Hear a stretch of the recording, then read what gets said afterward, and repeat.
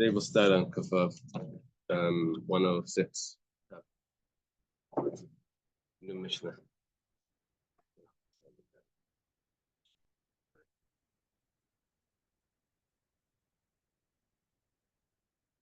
Hashem that we're able to learn Torah every day. This is about learning. We should have the basic Mikdash immediately. Learning the Nishmas, have a gold of Basra Daf and Sarah and the first name of Abraham David ben Sarah. How you get so he hasn't been figured Sapera. Good morning. Okay, so the Mishnah says B'simanav u'b'mitzarav. We're missing the heading of the Mishnah. The heading of the Mishnah was the heading of the Mishnah before. Actually, the Mishnah before was also missing the heading. The Mishnah before that had the heading. It says base core Rafani Maichala. I'm selling to you a base core, 30 saw property. And we had distinctions before if he says selling it exactly or I'm selling it approximately, or if he says both, was the last Mishnah. Now it says I'm selling you this base core, and these are its demarcations, and these are its boundaries. These are its signs, and so he knows exactly what field he's getting. But he told him it's a base core. Well, paches mishtus, maybe it's piches mishtus. What does it have over there? What's the vowels? Yeah, I believe that there may be a well, in the Bach it says he takes out the above. But anyway, if it's less 1/6, the sale is still valid. Higiyai. And I'll explain what that is. Is Ajtas Yinaka, but if it's Ajtas is going the other way. From much more than a 6 down to a 6, then no. If it's less than a 6, then the sale is valid. Right? The discrepancy is less than a 6. But if it's going to be more than a 6 up until a 6, then you have to deduct the price. Let's say more than a 6 missing. Okay, so very good. Let's go back to that. We said before that we were looking at a roiva, which was a quarter of a kav for a saw, right? Quarter of a kav per saw. Now, a quarter of a kav per saw was 1/24. Because a quarter of a kav, there were 6 kav in a saw, and a quarter of a kav, 4 times 6 would be 1/24. Now we're saying that it's 1/6. Now, 1/6 would be an entire kav, right? Because the 6 kav in a saw. It would be an entire kav per saw, right? 4 times the amount of what we were talking about. It's where the Rashbam put it. It's double times 2. So this is much more. Anyway, it turns out the Rashbam points out very interesting. He says that the number 6, 1/6, is a number that's used by Ainah. So it lends you to believe that maybe this is a din of Ainah by Karka, because it's exactly the number that we use for Ainah. He says no, it's not. It has nothing to do with Ainah. It happens to be exactly the same number, but that's there just to confuse you. What does this have to do with? This has to do with if a person would be Michael, a property that he knows that he's getting because he knows the borders, he knows of that. If it's not the size that the person told him it is, how much would he be Michael? He'd be Michael up to 1/6.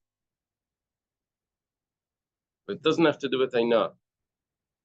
Again, here it has to do with size, right? It's not Ainah had to do with the miscalculating the price, overcharging the price on the price. Here it has to do with the size, which if it would be metaltalin, if it would be personality, it would be bottled. The wholesale would be bottled immediately.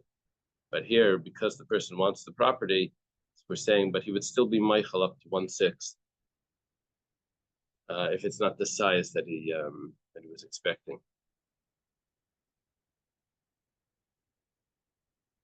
Would a person do that with the square footage of a house? When they tell you the square footage of a house, you don't know anything what they're saying. No one goes in afterwards with a measuring tape to measure closets. They do? They go into measure closets and surveyor.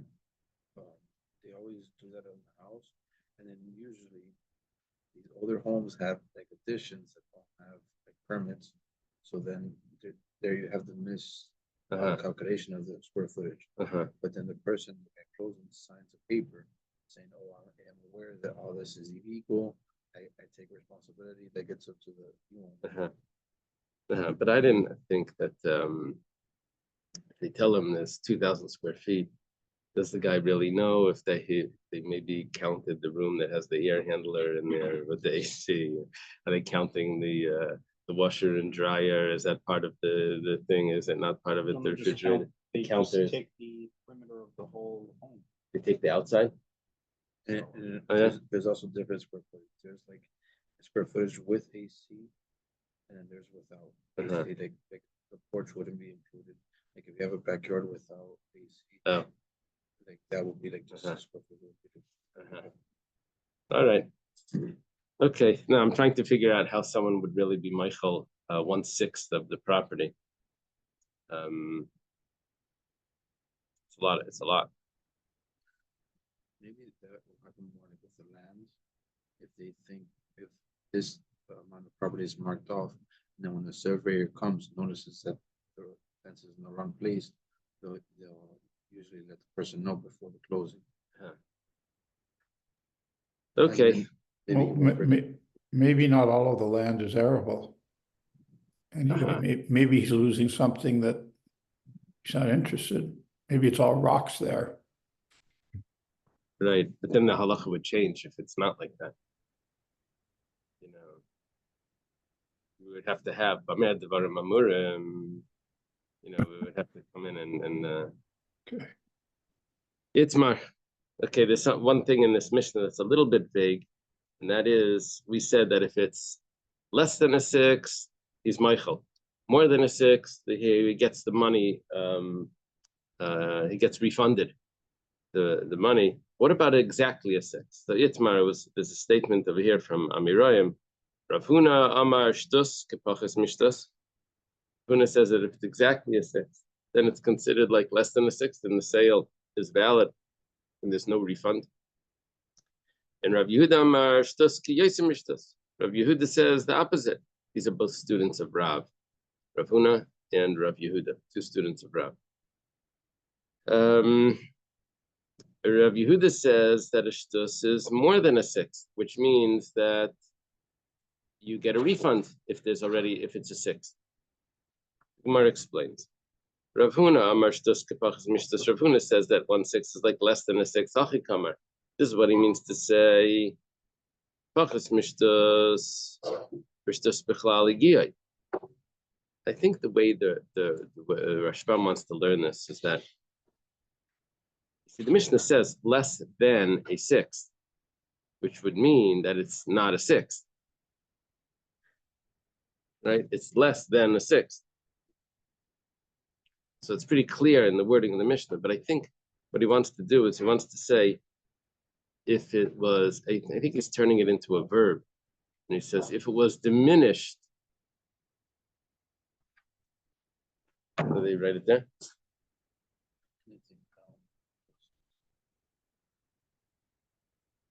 No, that's I need to see something else. That's the other part. If the field is missing, Mishnah means to say if the field is missing less than, and even including a 6. I don't know how you get that in the Mishnah. Let's see number 7 here. According to Rav Huna, the subject of the phrase "pachis shtus," you take the mem out, then you have it. It is less than 6. Is the field. It is less a 6 is the field.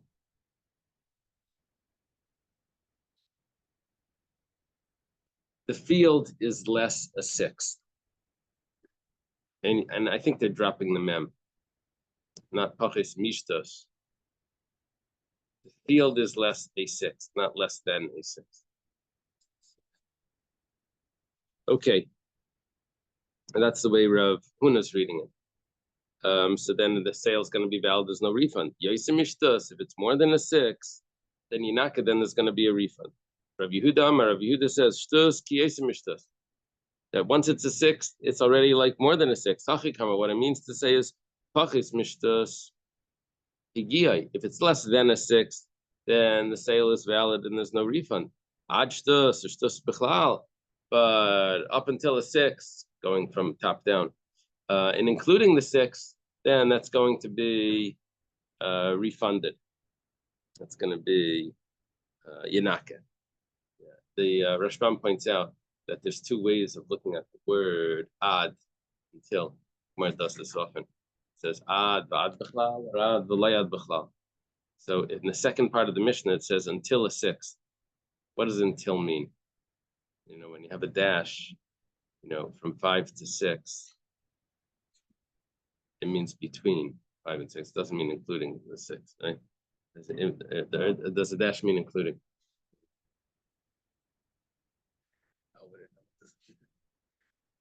Like contract lawyers probably know this. But if you put a dash between 2 things, what does that mean? Minus. Not minus. I go in on a print like the doc. So it's a custom, choose the pages and they're like pages 4 to 7. Yeah. So do 4 to 7. So it includes 4 and 7. It's including. But the dash is including. So that would be an ad bichlal. When you say until, that type of until is including. But okay, so there's a question over here. And also But if you write until, then it would be not included. also when people do like flights or something, they'll say like 5 to the 7 and usually include both. Right, but that's a dash. That's with the dash. Now, so here, what Rav Huna is going to say is ad v'loyad b'chlal. When it says in the second part of the Mishnah, ad shtus hinaka, it's not including the shtus. It's only above the shtus, above the 6, where there's a refund. But the 6th itself is not. And Rabbi Yehuda would say, ad shtus hinaka means including. The question is how to look at the word ad. Do you look at it as a dash? Or do you look at it as the word until? Okay. Meisvei the Gemara has a question. The Mishnah said, we're not quoting the Mishnah, we're quoting now a Brisa. It says, B'simanav u b'mitzarav, if someone is buying a field and he says, I'm buying like a base core or something, and he says, and these are the signs, and these are the boundaries. Pichishtas, if it's less a 6, or it's more a 6, we're talking about a 6th itself, right? And we say that that's like a shum hadayanim. Shum hadayanim is when the court goes into property of inheritors, of orphans, and it sells property in order to support the wife or the other daughters for their sustenance, right? So it's selling the property. What they'll do is they'll evaluate a part of the field or something, and they'll sell it off, and then the problem is that let's say there was a mistake in that sale that the Bezdin did. So there's an opinion, see in a minute, that Reb Shimon ben Gamliel holds that if the Bezdin did the sale, it doesn't come back so quickly.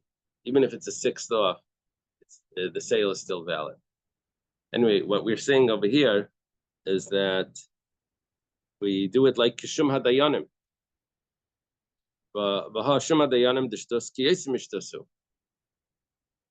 But ignore what I said about Reb Shimon ben Gamliel because the points that messes up the question.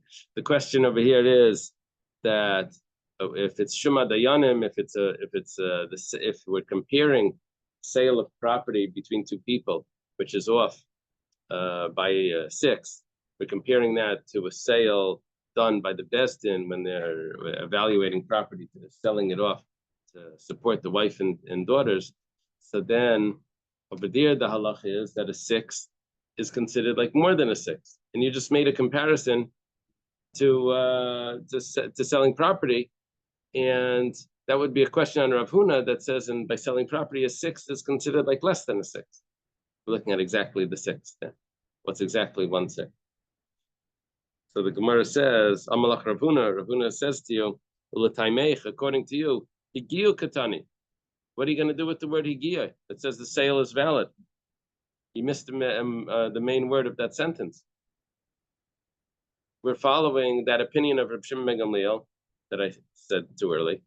This is what Rav Huna is saying. Reb Shimon ben Gamliel, and his opinion is that because the Bezdin made the sale, his expression is Makayach Bezdin Yafa. How does Bezdin have any stronger power if you're just going to say the sale is invalid because they made a mistake? No, because Bezdin did it, we don't take it back so fast. And we leave the sale as valid, which means that it's actually a proof to Rav Huna. Exactly what you thought was a kasha on Rav Huna is a proof to Rav Huna. It's a kasha to Rav Yehuda. Rav Yehuda would say that the sale would be invalid. And here we're proving that the sale is valid.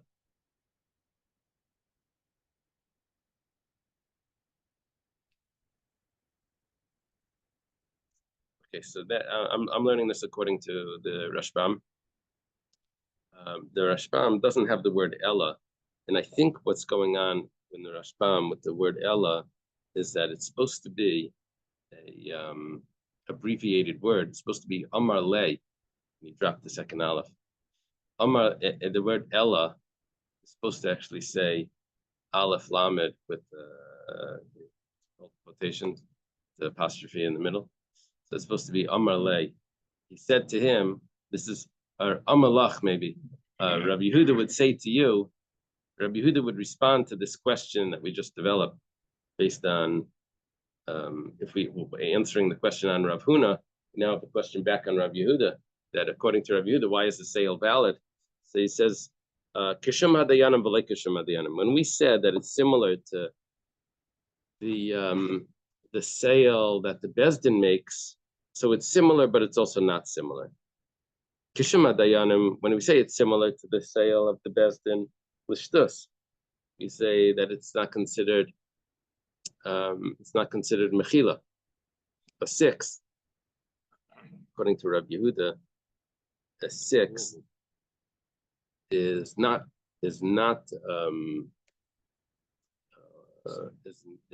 forgiven. Exactly the sixth. He says a sixth is like more than a sixth. Yeah. So he says it's similar to the sale of the Bezdin, that a sixth is not considered mechila. But it's also not exactly like that, because over there, when it came to the Bezdin, we would say that the sale is nullified, because the Bezdin is going into the property and selling property that the person doesn't really want to sell. And if they're off by a sixth, we say that the whole sale is nullified. They didn't want to sell it, and you came in to sell it, and you messed it up. So that sale is off. But for here, where both the buyer and the seller are interested in the sale, right? They're interested in making this. They came into this voluntarily. Then higiyah, we say that the sale is valid. Just have to add in the word. However, you have to return the refund. So Rabbi Yehuda is saying here is that 1/6 is like more than a sixth, but not that the sale is invalid like it would be if it would be a mistake of the Bezdin. The sale is still valid, you just have to refund it. It's similar to it, that a sixth is like more than a sixth. But it's not like it, because over there it's refunded, over there the sale's invalid, but over here it's refunded. Now, is Rabbi Yehuda following the view of Reb Shimon ben Gamliel? The sale will be invalid, or he just pays the difference? Pays the difference by us.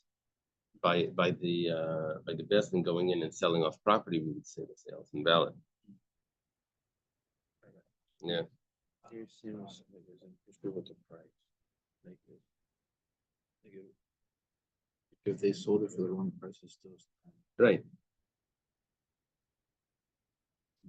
if the evaluation was wrong. Yeah. Yeah, what I want to know is when by Rabbi Yehuda. Let's see. What does he mean? Bit number 16. Sale is nullified and sold again at its true value. See note 11.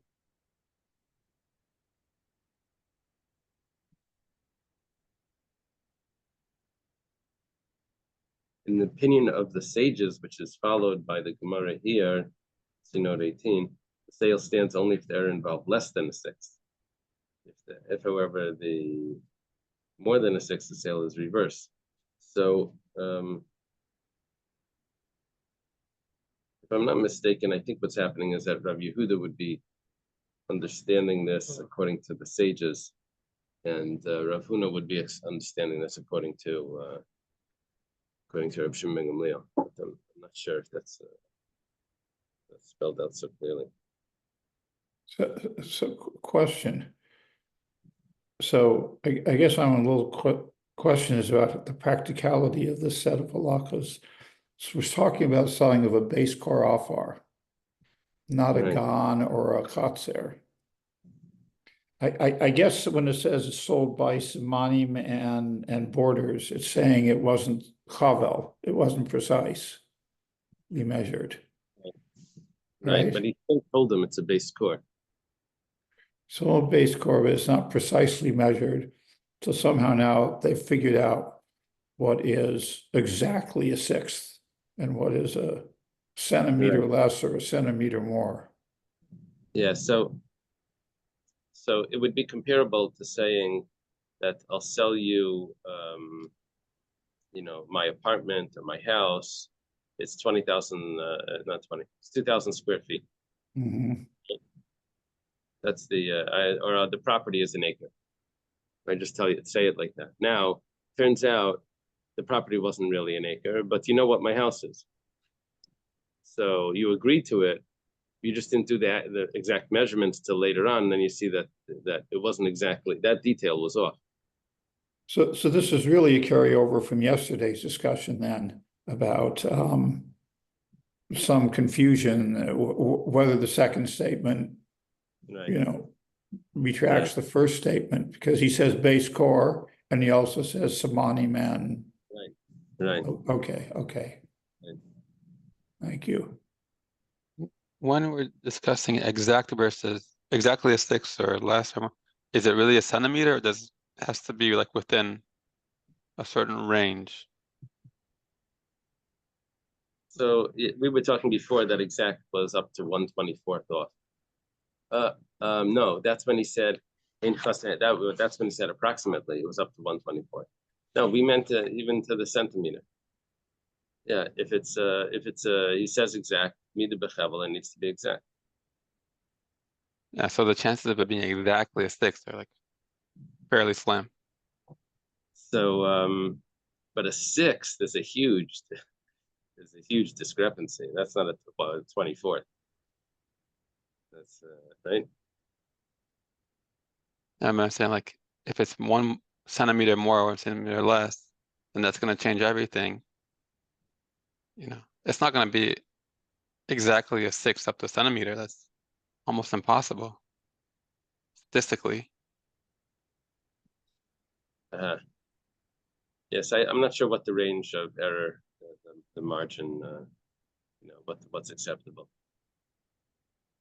They couldn't measure it like with laser, they couldn't measure it like that. Yeah. Moshe the Gemara Bechera, so when Moshe Rabbeinu made the Mishkan, so it says he has to make it this size, that size, so everything is exact this size. So the Gemara asks, how did he do it? How did he do it exactly? The Gemara says he tried his best. No. Even the tefillin today, it's supposed to be square, but how exactly square? It's a square to the eye. It's square, like the esrog is clean. To the eye, it's clean. That's what it looks like. Okay, Rav Papa's of an Aramehu Gavra. The story clarifies things a little bit. Rav Papa bought a piece of land from a person, and Amalei, the guy says, Avi Esrin Grivi Mashke. Its length is, or its area, its size is 20 sa. But it turned out that it was only 15. Now, is that a fifth? What do we call that? Is that a quarter? That's a quarter up. It's a quarter up. So Asalakami da Abaya comes to Abaya. Rav Papa is a student of Abaya. Abaya and Rav. Comes to Abaya Amalei, Sabras Vikabilas. Tough luck. You saw the field, you knew what it was, and you took it. So he says, 1 second, but it says up to a 6. That's when I took it. But this is more than a 6. This is a quarter. And I need to be refunded. It says, that's if you didn't know it. It's interesting that's how he was learning our Mishnah. I was learning the Mishnah where the guy probably knows the area because he told him the sign.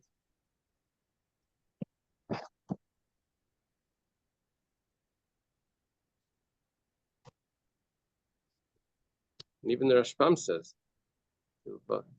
Kivan the Herelaya Mitzar, back in the Rashbam on the first, the Herelaya Mitzar command the Zavanle Sadazustama Dami, Kamaishu, Ben Katan, Ben Gadol. I'm showing you the field. Rashbam says the same thing.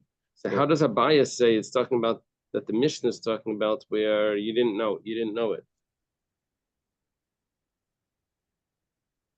Anyway, whatever the case is, he says back to him, Papa says, well, Esther but he told me that it's 20. Says that he can explain. He can say that it's as good as 20. No. Doesn't it say Al Tasat Dayani? Why is he giving him the excuse? The seller should be. He's saying, why is Abaya protecting the seller?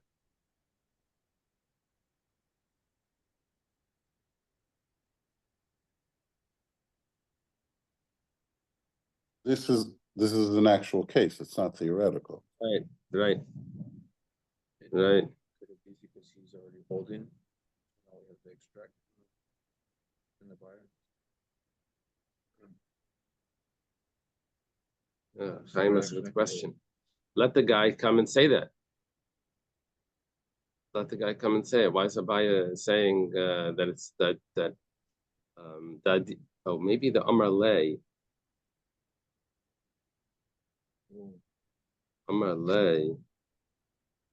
I'm reading the Amar Lay that it's a continuation of the conversation, that it's Abaya that's responding, but maybe the Amar Lay is the guy himself. So after specifying. And the article says that it's Abaya said to Rav Papa.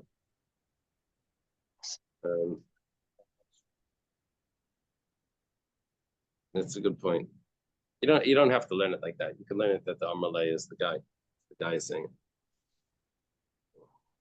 Anyway, okay. Because it's all pronouns. You don't know who's the one that's talking. And Amar Lay doesn't have to be to Rav Papa. Amar Lay could be back to Abaya if they're both there in court. It doesn't say us, you, us. What would it be? Us, you, not asa. Asa means he came. If they came, it would be us, you. I think. Okay. Anyway, Tanya was put in a brisa. Rabbi Yossi Omer, we should go to like a follow-up topic from what we just learned. Rabbi Yossi Omer, Rabbi Yossi, the Tana, Rabbi Yossi ben Chalafti, he says, Achin shechalku. If brothers are dividing a property that they're inheriting, once one of them acquires it, the other ones acquire automatically. In other words, they're doing this by lottery. So what's happening is, The same thing when we're doing an exchange, when one would pull. right, like by an exchange. You see, now this is easy to understand if there's two brothers.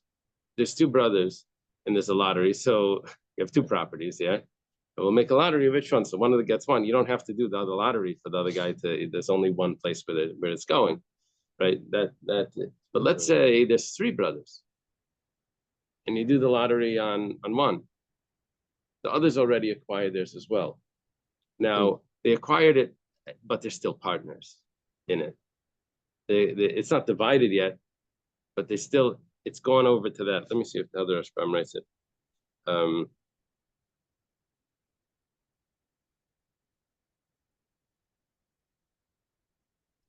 Kanu Kulam.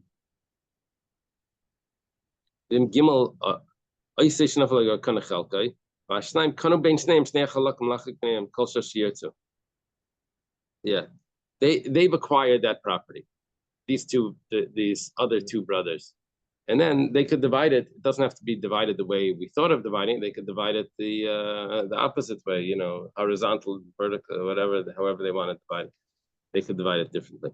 But they have acquired it. Now, my time, what's the reason? I'm a Rebbe Lazar, so Rebbe Lazar the Amira, this is Rebbe Lazar ben Pedas from Eretz Yisrael.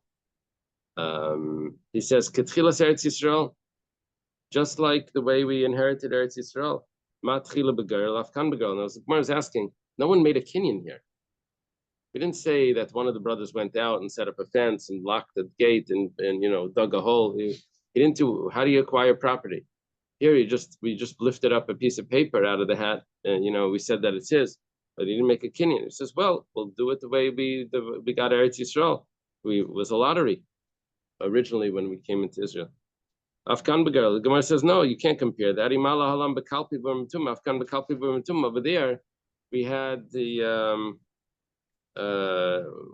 was Elazar was wearing the Urim V'Tumim, and Yeshua and all the Jewish people were standing there, and they pulled out of the box the tribe, and then they pulled out of the box the property, and then the Urim V'Tumim announced it, and it was like all these miraculous things going on. Now you're saying just you do a lottery, it's automatically a kinyan. So it says, Ravashi, you see, Ravashi is saying that these people want it divided. So they're just happy just to get it over with. So they're perfectly fine. They don't want anything to stop this division. They had this partnership. They're brothers. They decided we just want to let's just get this done. So that's why they're willing to let it happen. Question: what's the mechanism of the kinyan?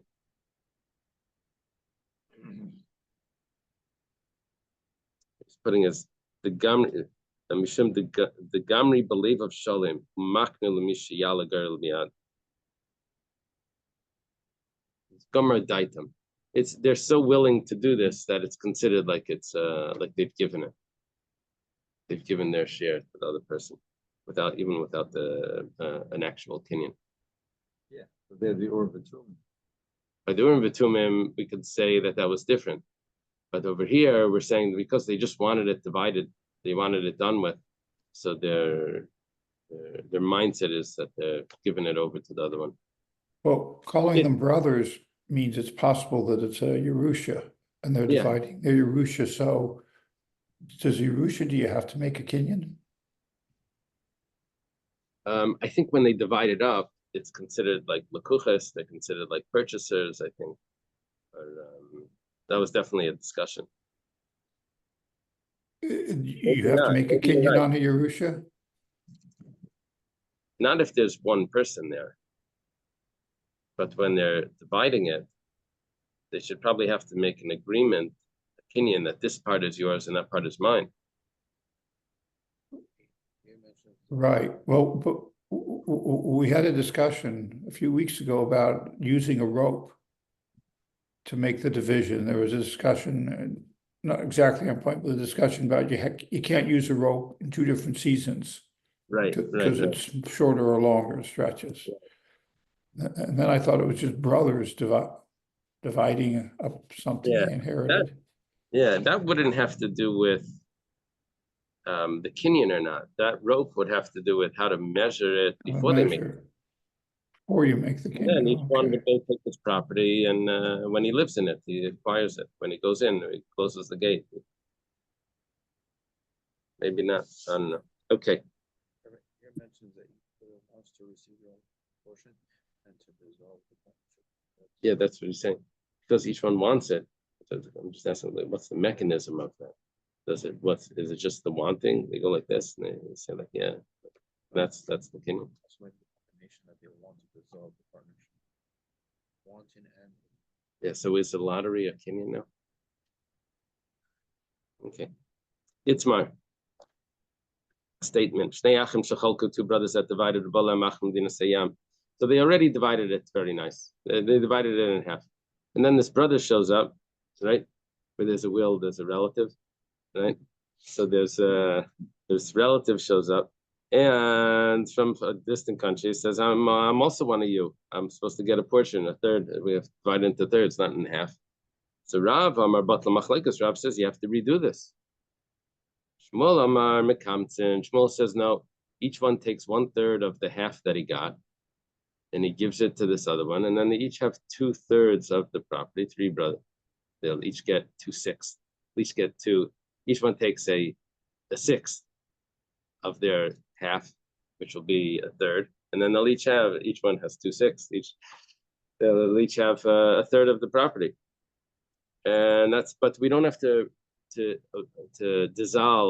absolve this division that we already made. We can just cut off 1/6 from each of those parties, and then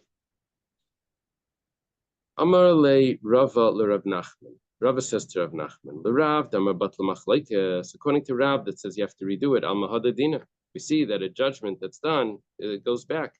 Elameata, if that's the case, hani beit lasa the kaimi vazel beit shreiminai apolag hachanami the batla machlekes.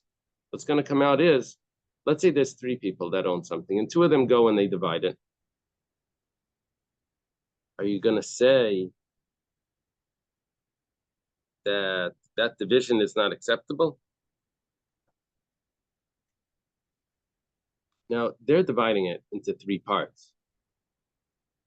He's dividing it into, what happened by us was he divided it into 2 parts. The Gemara is going to answer that, but the answer seems to be better than the question. It says, Hachiyash, this is 1 second. Those partners with that division is acceptable when 2 people divide it. He says, I'll take this, you take this, and the other guy that's not here will take that other portion. That is an acceptable division, but that's because they divided it originally into 3. But over here you divide it into 2, and now you're just pulling off 1/6 of each of them, so that wouldn't be an acceptable division according to Rav. Amalei Rav Papa la Abaya. Papa says to Abaya, Shmuel Damar, the Kamtin Shmuel that says that you just cut off, you squeeze out 1/6 for this other brother that just sewed up. Lemema the Kamdina. Obviously, we say that once the judgment was made on the division, we say that it's remained standing. The problem is, Rav Shmuel Damar Tavaya Kuber Shleishim Ani Meichlach Yachalach Sebet Filu B'Sach Reina Kuber Shleishim Sa Sela Kuber Shleishim Sa B'Sela Ani Meichlach Rishon Rishon Kana. We had this Gemara before, where until someone finishes taking the very last saw, he's buying 30 saw, so he takes 29 of them, but the last one he doesn't acquire. So both the seller and the buyer can still retract. If that's the case, then when we divide it into 2, but the third one didn't get his portion yet because he just shows up later, so why don't we say that everything could be retracted? According to Shmuel, Shmuel says that what was done when they divided it in half, that's already done. Divided in half. Now this third fellow shows up, you cut off 1/6 of each half, and then you're going to have, each one will have a third. So 1 second. When you're acquiring something, when you're acquiring 30 saw, you can retract until the very last saw. And over here, you're telling me that no, each one is a done deal.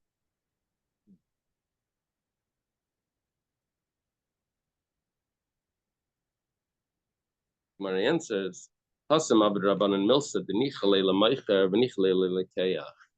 over there, the reason why they made that agreement that he's acquiring 30 and he can retract until he finishes getting all 30, that's because it's very possible that the seller doesn't want the sale to be done. He wants to be able to retract because maybe there's going to be a price change.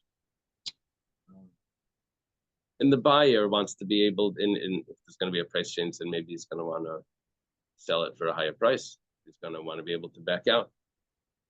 So he does it specifically like that. And the buyer doesn't want it to, also, he wants not the sale because maybe there's going to be a price change. It's going to go down. So he's only willing to do it when it's only when you take it all. Then that's when we'll make the deal. Maybe like interest rates has something like this.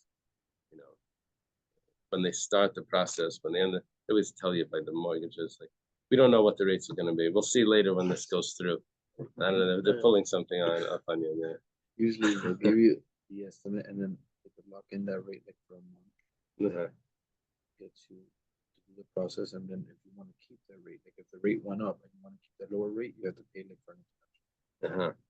If not, you just couldn't. If it went down, you could just let it expire. And just So anyway, over here, apparently there's a benefit. It's for their benefit that we made this arrangement that the sale's not done until he gets the last one. However, when it came to the dividing of the property, it was to their benefit to divide it quicker. And that's why we said that the sale was done, not the sale, but the division was done earlier, because that's what they wanted.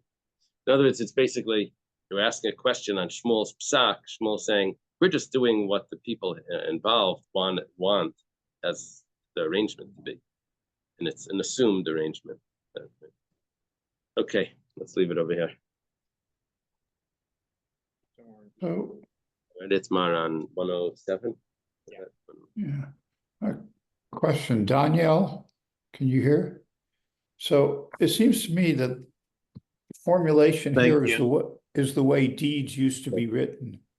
You know, I sell you an acre and it consists of the land on the north side bordering the stream and on the west side following the wall for 1,000 yards, et cetera, et cetera. What happens if there's a difference between the acre and following those borders and that were described? Because it seems to me this is exactly the way deeds used to be written, what we have here today. Do you know? You're saying like in American law, how it would be? Yeah. Do you know? No. Yeah, it seems like there's more government supervision, right? Like things get filed with the city, with the state, and the government would somehow have some kind of role in verifying. Yeah, today, we Yeah. have all these modern surveyor techniques also, GPS reckoning, et cetera. But it just seems to me this is how deeds used to be written. I'm just wondering what used to happen. Yeah, I really don't know. Mhm. And this other part seems to be similar to probate, right? Like where you would have to keep it open for a certain amount of time before you could make the divisions final. You need Yitzi here. And Probably maybe, Yeah, good day, everyone. Yeah, okay, yeah, have a good day. Shalom didn't come. I'm not sure. Okay. It's a minute to do a small Avera before Yom Kippur. Mhm. Okay, have a good day, everyone. All right. Thank you very much. Thank you. Bye.